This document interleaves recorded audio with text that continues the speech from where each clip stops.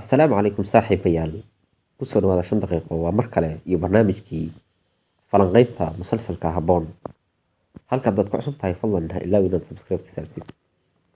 musalsalka habboon sida aynu horeba ula soconnay xalqadii ugu dambeysay waxaa aada isugu dhacay habboon iyo qoyska jamaal haddaba su-aasha aynu isweydiinayno una baahan in si baahsan loo falanqeeyo waxa ay tahay macquul miyaa in xamdi ay ka dulqaado habboon ninka lagu magacaabo jamaal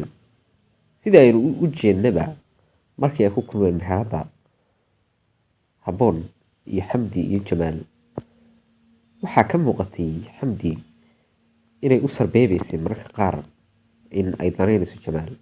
tusaale ahaan markii ay ku tiri idhageyso miyaan u qalmaa walaalkaa habboon oo iska jeedinaysa arrintaasi waxa ay tiri adiga waad u qalantaa balse isagu ma kuu qalmo haddaba ma dhici doontaa in jamaal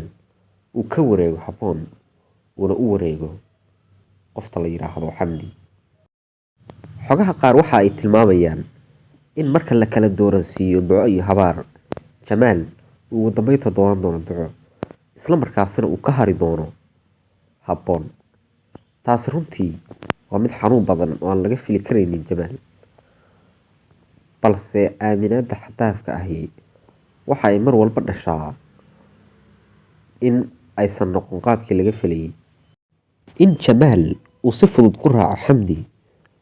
waxa ay qalbi jab weyn oo aysan kasoo kabsan doonin ku noqon doontaa habboon dhab ahaantii waxaay noqon doontaa mid la yaab leh sida fudud ee uu 360 digri u wareegi doono jamaal in jamaal uu si fudud ku raaco xamdi waxa ay qalbi jab weyn oo aysan kasoo kabsan doonin